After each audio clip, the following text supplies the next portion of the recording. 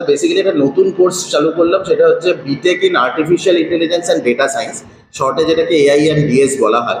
তো এটা শুরু করার মূল কারণ হচ্ছে, যেহেতু আজকাল যেটা ইন্ডাস্ট্রিয়াল রেভলিউশন 4.0 যেটা চলছে, তার মধ্যে একটা মেজর রেভলিউশন যেটা ঘটে গেছে সেটা হচ্ছে আর্টিফিশিয়াল ইন্টেলিজেন্সে।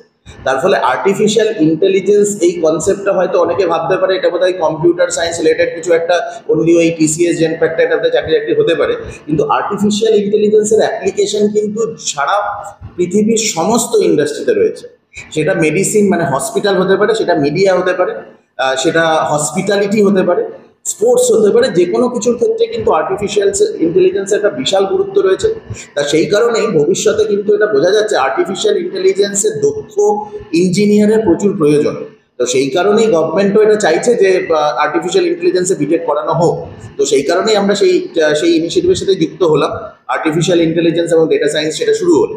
এবার যদি আমরা নর্মালভাবে আজকালকার দিনে আমরা যে নেটফ্লিক্স বা অ্যামাজন প্রাইম এগুলোতে মুভি বা এই ধরনের শোজ দেখে অভ্যস্ত, আপনারা হয়তো অনেকে খেয়াল করেছেন, আপনি হয়তো একটা মুভি দেখলেন, পরের বার যখন আবার লগ ইন করলেন, নেটফ্লিক্স কিন্তু আপনাকে দেখিয়ে দিল যে এটা আপনার ফেভারিট হতে পারে, বেসড অন কি না আগে কি মুভি দেখেছেন তার উপর বেস করে। এটা কি করে বুঝলো যে আপনার সাথে হয়তো ম্যাচও করে গেল? কি করে বুঝলো? সেটা বুঝলো এই কারণে, সেটা হচ্ছে আর্টিফিশিয়াল ইন্টেলিজেন্স, রাইট? আপনি যদি গুগল ম্যাপের লোকেশন অন করা থাকে, আপনাকে 1 মাস পরে বলে দিল আপনি কতক্ষণ ড্রাইভ করেছেন, কতক্ষণ হেঁটেছেন, কতক্ষণ বাইকে চড়েছেন, কোন কোন লোকেশনে গেছেন। আমারই যদি আমি ডেটাটা বলি, মে মাসের ডেটাটা হঠাৎ করে আমি খুব শক্ট হয়ে গেলাম, আমি 0 কিলোমিটার হেঁটেছি। ঠিক আছে, ম্যাক্সিমাম সময় আইদার ড্রাইভ করেছি, না সেটা শকিং, মানে সেটা খুব খারাপ জিনিস, আমাকে চেঞ্জ করতে হবে, হাঁটতেও হবে। তো এই যে জিনিসটা, এই ধরনের খুব ইন্টারেস্টিং জিনিস। তার ফলে আজকে যখন আমরা ডিজাইন করছি, আমরা কোনো সিনেমা বানাচ্ছি, সব কিছুর ক্ষেত্রে কিন্তু এআই এর একটা বিরাট বড় অ্যাপ্লিকেশন।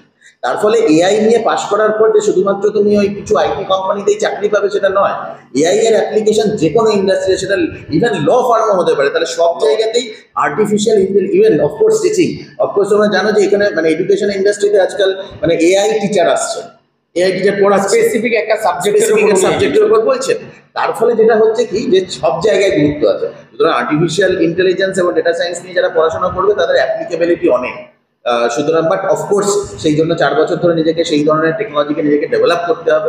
আর যদি আমরা ডেটা সায়েন্সের কথা আলাদা করে বলি, এটা তো ডেটার যুগ, মানে যে কোনো ইন্ডাস্ট্রিতে ডেটা ছাড়া আমরা কোনো ডিসিশন নিতে পারি না। তাহলে সেই এতগুলো ডেটা ক্রাঞ্চিং করে সেটা অ্যানালিসিস করার জন্য, সেটা দুটো পার্ট থাকে, একটা ডেটা অ্যানালিসিস, একটা ডেটা ভিজুয়ালাইজেশন।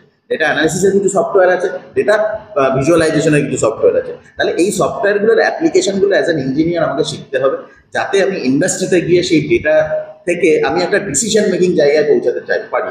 সেই কাজগুলোই কিন্তু এই ডেটা অ্যানালিস্টের লোকজন বা ডেটা ভিজুয়ালাইজেশনের লোকজন করবে। সুতরাং এই এআই দিয়ে